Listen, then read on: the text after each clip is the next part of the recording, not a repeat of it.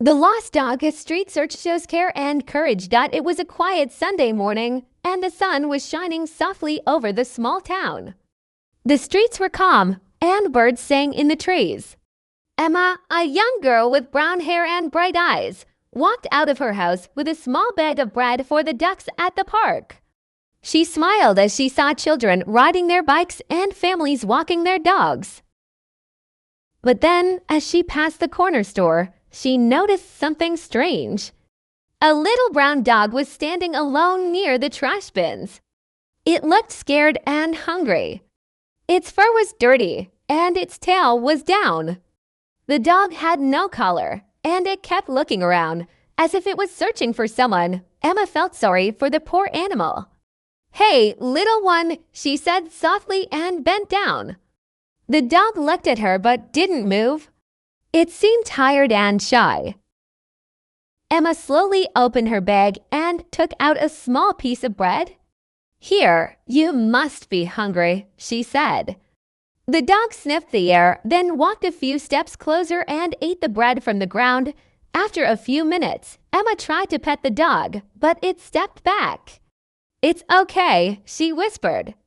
"I won't hurt you." She knew the dog needed help, but she didn't know whose dog it was. Maybe it was lost.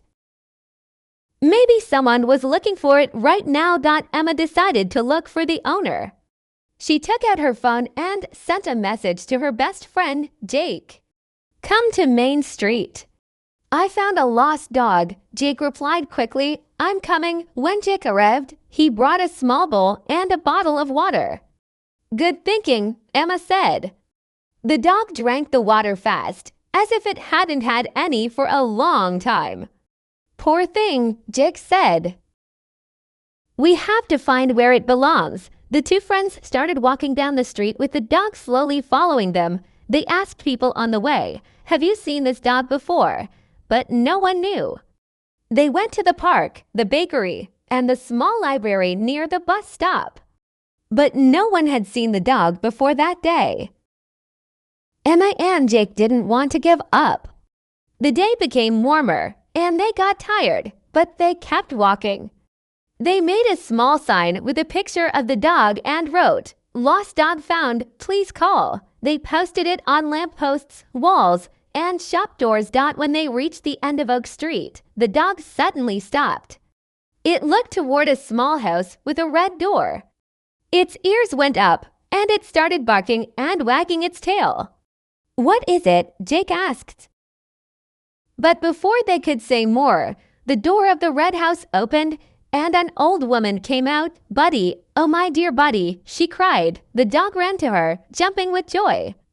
The old woman bent down and hugged the dog tightly. Tears filled her eyes. "You found him." "Thank you so much," she said, looking at Emma and Jake. Emma smiled. "We saw him near the store." "He looked lost." The woman nodded. "He ran away when a car horn scared him yesterday. I was so worried. I looked everywhere." She gave the dog a big kiss on the head. "You're safe now, my sweet boy," Jake said. "We're just happy he's home." The woman invited them in for some lemonade. Inside, the house was warm and smelled of cookies. The dog, Buddy, lay on a small blanket by the window, finally calm and happy again. As they sat and talked, Emma looked at the smiling woman and the relaxed dog and felt a deep happiness in her heart.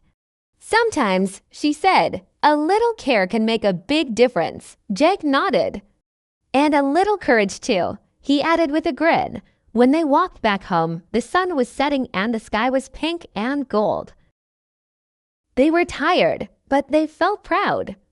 They had spent the day helping someone, and that made the whole day special. From that day on, whenever Emma and Jake walked down that street, Buddy always barked happily from the red door, as if to say thank you again. And every time Emma saw him, she smiled and remembered that caring hearts can make even a lost dog feel safe again.